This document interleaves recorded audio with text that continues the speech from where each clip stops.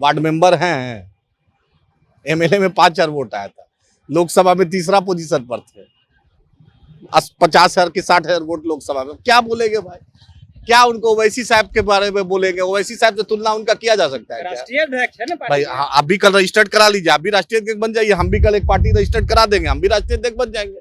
Lalu ji jail जाते हैं तो उनके बेटा को गलियाते हैं, फिर लालू जी का जाके पैर छूते हैं, फिर तेजस्वी यादव को बोलते हैं कोई भी सीट तेजस्वी यादव दे दे हम लड़ लेंगे। अरे भाई आप बतलाइए ना कि आपका क्या उसूल है। 2015 में आप चुनाव लड़े, राजद के आप एमपी थे, आप राजद के साथ दगा करके आप चुनाव लड़े, और आप बतलाइए क्या स्थिति हुई आपकी। जनता तो बैरिस्टर असदुद्दीन ओवैसी साहब है के साथ है, जनता तो अख्तरुल इमान साहब के साथ है कि पूरे बिहार में सबसे ज्यादा वोट मार्जिन से जिताती है, 1 लाख से ऊपर वोट आता है। जाके चलिए सीमांचल मेरे साथ, कोरोना में ओवैसी साहब ने वेंटिलेटर भेजा, ऑक्सीजन सिलेंडर भेजा। सीमांचल में चलिए, एक एक ऐसा कोई घर जहां पे नहीं है, पूरी कोशिश एमआईएम ने की। जो सब 2017 का बाढ़, 2016 का बाढ़ एमआईएम ने रिलीफ भेजा। आप लोग तो हिंदू मुस्लिम करते हैं ऐसे। हम लोग हिंदू मुस्लिम करते हैं।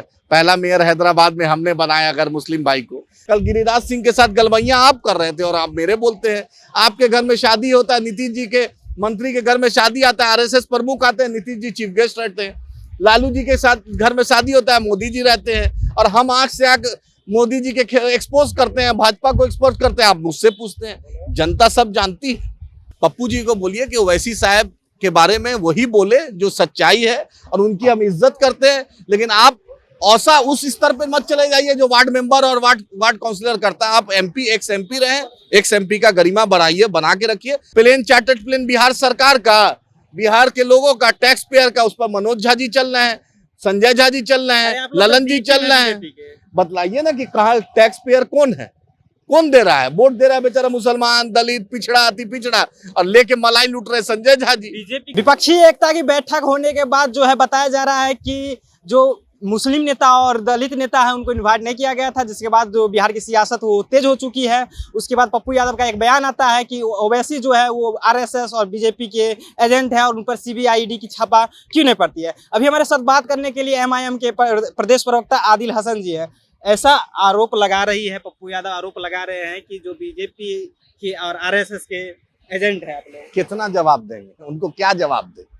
वार्ड मेंबर हैं, एमएलए में 5,000 वोट आया था, लोकसभा में तीसरा पोजीशन पर थे, 50,000 के 60,000 वोट लोकसभा में। क्या बोलेंगे भाई, क्या उनको ओवैसी साहब के बारे में बोलेंगे? ओवैसी साहब से तुलना उनका किया जा सकता है क्या? राष्ट्रीय अध्यक्ष है ना भाई हाँ, आप भी कल रजिस्टर्ड करा लीजिए, आप भी राष्ट्रीय अध्यक्ष बन जाइए, हम भी कल एक पार्टी रजिस्टर्ड करा देंगे, हम भी राष्ट्रीय अध्यक्ष बन जाएंगे।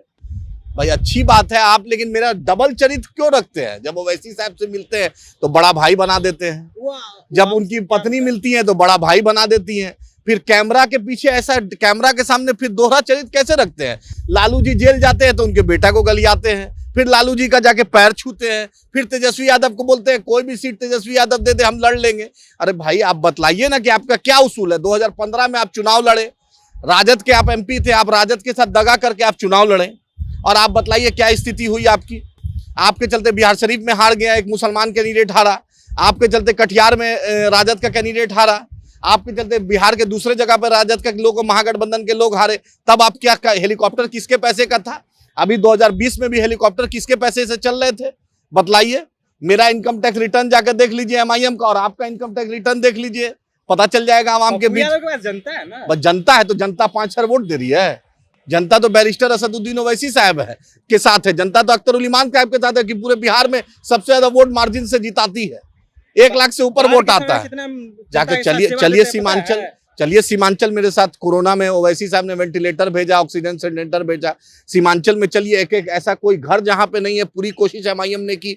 जो सब 2017 का बाढ़, 2016 का बाढ़ एमआईएम ने रिलीफ भेजा। आप लोग तो हिंदू मुस्लिम करते हैं ऐसे। हम लोग हिंदू मुस्लिम करते हैं। पहला मेयर हैदराबाद में हमने बनाया अगर मुस्लिम भाई को, नवीन यादव को टिकट हमने दिया, गोरेलाल यादव को टिकट हमने दिया, राकेश यादव को टिकट हमने दिया, सब कुछ हम ही दिया, और हम ही हिंदू मुस्लिम करते हैं। हेलीकॉप्टर आप चढ़िए, दूसरे का हेलीकॉप्टर पे आप मेरे बतलाइएगा। कल गिरिराज सिंह के साथ गलबैया आप कर रहे थे और आप मेरे बोलते हैं। आपके घर में शादी होता है, नीतीश जी के मंत्री के घर में शादी आता है, आरएसएस प्रमुख आते हैं, नीतीश जी चीफ गेस्ट रहते हैं। लालू जी के साथ घर में शादी होता है, मोदी जी रहते हैं, और हम आंख से आंख मोदी जी के एक्सपोज करते हैं, भाजपा को एक्सपोज करते हैं। आप मुझसे पूछते हैं, जनता सब जानती है। जनता इसीलिए हैदराबाद जिता रही है, इसीलिए सीमांचल जिता रही है और इंशाल्लाह बिहार के दूसरे जगह पर जिताएगी। बिहार में पता है ना विपक्षी एकता की बैठक हुई हाँ। है, मोदी को उखाड़ फेंकेंगे। भाई हम भी तो चाहते हैं मोदी को उखाड़ फेंके। नीतीश जी ने कहा था मिट्टी में मिल जाएंगे, भाजपा में नहीं जाएंगे, रातों रात भाजपा में चले गए। उम्मीद है कि इस बार भाजपा में नहीं जाएंगे, उम्मीद है ममता बनर्जी जी नहीं जाएंगी, उम्मीद है कि महबूबा मुफ्ती साहब मोहतरमा के साथ भाजपा सरकार फिर ना बना ले, भाजपा फिर एनसीपी के साथ रातों रात सरकार ना बना ले, जब नेशनल करप्ट पार्टी बोल के सरकार ना बना ले। पप्पू जी को बोलिए कि ओवैसी साहब के बारे में वही बोले जो सच्चाई है और उनकी हम इज्जत करते हैं, लेकिन आप ऐसा उस स्तर पे मत चले जाइए जो वार्ड मेंबर और वार्ड काउंसलर करता है। आप एमपी एक्स एमपी रहे, एक्स एमपी का गरिमा बढ़ाइए, बना के रखिए, और जब बैरिस्टर असदुद्दीन ओवैसी साहब के पास बोलने से पहले सोचे कि उनका कद क्या है। वो एक स्टेट के नहीं है, नेशनल लीडर है। आज पूरे हिंदुस्तानी ने दुनिया में अगर मजलूमों के साथ, और आज जो अमेरिका में भी जो ओवैसी साहब की स्वागत होता है। आप मुस्लिम नेता नहीं आए हैं? कौन आया मुस्लिम? भाई जो कल तक तो 15 दिन पहले बीजेपी के साथ थी वो मोहतरमा। कश्मीर का मुसलमान, देश के मुसलमान की वकालत नहीं किया आज तक। कश्मीर का मुसलमान नम फारूक अब्दुल्ला भी रहे हैं बीजेपी के साथ, महबूबा मुफ्ती भी रही हैं। दलित के नेता कौन है? कौन? बिहार सरकार किसका नेता है? बिहार सरकार की नेता। बिहार सरकार स्पीकर हम बोले किसी दलित को बना दीजिए, मुसलमान बना दीजिए, तो नहीं, अपने ही को बनाएंगे। विधान परिषद में बोले किसी दलित या मुसलमान को चेयरमैन बना दी, नहीं, अपने ही लोग को बनाएंगे। जो संजय झा जी और मनोज झा जी का बूथ पर वोट भाजपा को मिल रहा है, उसको लेकर नीतीश जी चल रहे हैं। प्लेन चार्टर्ड प्लेन बिहार सरकार का, बिहार के लोगों का, टैक्स पेयर का, उस पर मनोज झा जी चल रहे हैं, संजय झा जी चल रहे हैं, ललन जी चल रहे हैं। बतलाइए ना कि कहाँ टैक्स पेयर कौन है, कौन दे रहा है? वोट दे रहा है बेचारा मुसलमान, दलित, पिछड़ा, अति पिछड़ा, और लेके मलाई लूट रहे संजय झा जी। बीजेपी के बी टीम तो आप लोग हैं। अरे बकने दीजिए, हाथी चले बाजार, कुत्ता भौंके हजार, जिसको बोलना है बोलने दीजिए। एमआईएम उसकी परवाह नहीं करती है।